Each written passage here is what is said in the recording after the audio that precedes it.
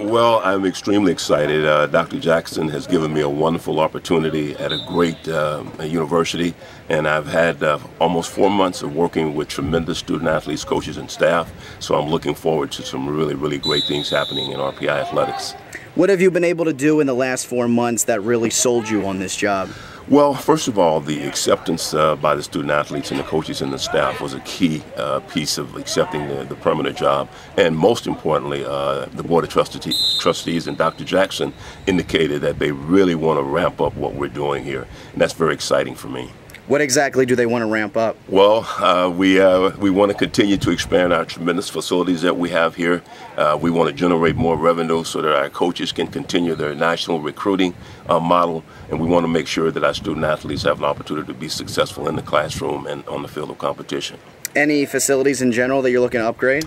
Well, first of all, yes, we're looking at softball and baseball initially. We have a very robust fundraising campaign going on now, and then following that we're going to do some upgrades in Houston Fieldhouse, and then look at the second phase of ECAF, which is the initial phase, is phase 1 here, and there's a phase 2. So there's some really outstanding things that we're looking forward to, again, to attract the best staff, coaches, and student athletes. You retired, quote unquote, not too long ago from UAlbany. May of 2014. What dragged you, I guess, out of retirement from a D1 job to take a D3 job here? Well, I don't look at it in terms of D3 or D1 or D2. I look at it in terms of people and leadership. And actually, as a matter of fact, I have more student athletes at RPI than I did at Albany, or at Sacramento State, or at American University for that matter. So for me, it's people, number one.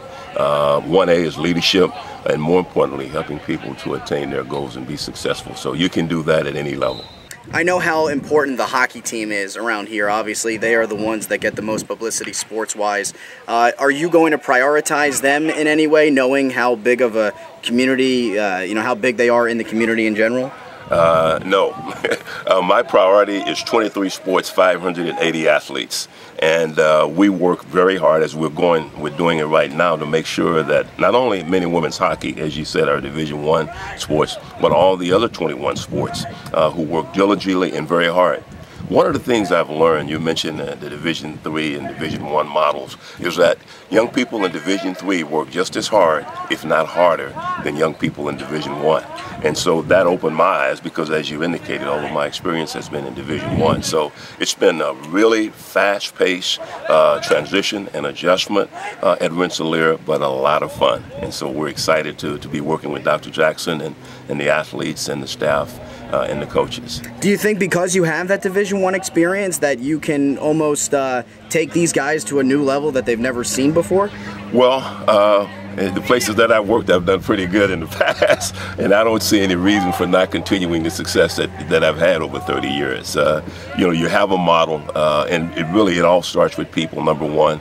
We have a system that we employ that works, because it's worked at other institutions, and we think it'll work here.